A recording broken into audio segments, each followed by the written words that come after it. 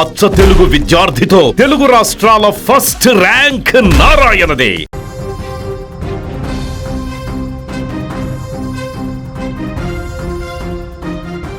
ఒక బిర్యానీ గొడవ భార్యాభర్తల ప్రాణాలు తీసింది. ఓ చిన్నారిని అనాథన చేసింది. పచ్చని ప్రేమ కథను బలి తీసుకుంది. క్షణికావేశంలో ఆ దంపతులు తీసుకున్న నిర్ణయం అభంశుభం తెలియని పసివాడిని ఈ సమాజంలో అనాథగా మార్చేసింది. విశాఖపట్నంలో వెలుగు చూసిన ఈ హృదయ విదారకర ఘటన వినే ప్రతి ఒక్కరి కళ్ళల్లో నీళ్లు తెప్పిస్తుంది.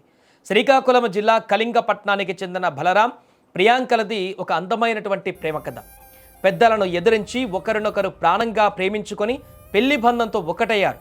బతుకు తెరువు కోసం, తమ కలల భవిష్యత్తు కోసం విశాఖపట్నం నగరానికి వచ్చారు. నగరంలోని శ్రీనగర్ కాలనీలో నివాసం ఉంటున్నారు. బలరాం ఒక ప్రైవేటు ఉద్యోగం చేస్తూ కుటుంబాన్ని పోషిస్తున్నారు.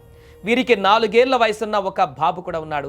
ఆ పిల్లాడి నవ్వుల మధ్య ఆ సంసారం ఎంతో హ్యాపీగా సాగిపోతుంది. అయితే ఒక్క రాత్రి వచ్చినటువంటి మద్యం మహమ్మారి చిన్న గొడవ ఆ ఇద్దరి మధ్య చిచ్చుపెట్టింది. ఆదివారం రాత్రి మద్యం సేవించేందుకు బయటకు వెళ్ళిన బలరాం భార్యకు ఫోన్ చేసి బిర్యానీ తీసుకురావాలని చెప్పాడు. దాంతో ప్రతిసారి ఈ మద్యం తాగడం ఎక్కువవుతుందని ప్రియాంక గొడవ పడింది. బిర్యానీ తన వద్ద డబ్బులు లేవని చెప్పడంతో బిర్యానీకి ఇద్దరి మధ్య మాటల యుద్ధం జరిగింది. ప్రియాంకను బలరాం ఇష్టానుసారం తిట్టడంతో ఆమె మనస్తాపానికి గురై ఇంట్లో ఉన్న ఫ్యాన్కు ఆత్మహత్య చేసుకుంది. కొద్దిసేపటికి ఇంటికి వచ్చిన బలరాం ప్రియాంక వేలాడుతుండడం చూసి భయాందోళనకు గురయ్యాడు. ఆ చిన్నారి కళ్ళెదుటే అదే ఫ్యాన్కు అతను కూడా ప్రాణాలు తీసుకున్నాడు.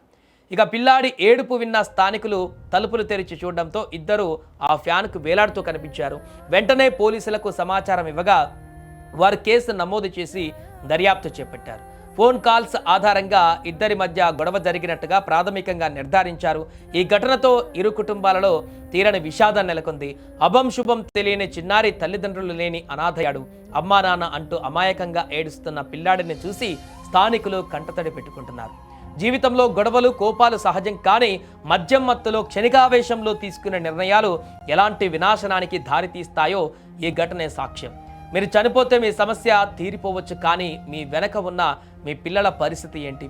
వారిని అనాదరణ చేసి ఈ లోకాలకు వెళ్తున్నారు. దయచేసి క్షణికావేశానికి లోనై ఇలాంటి తప్పులు చేయకండి.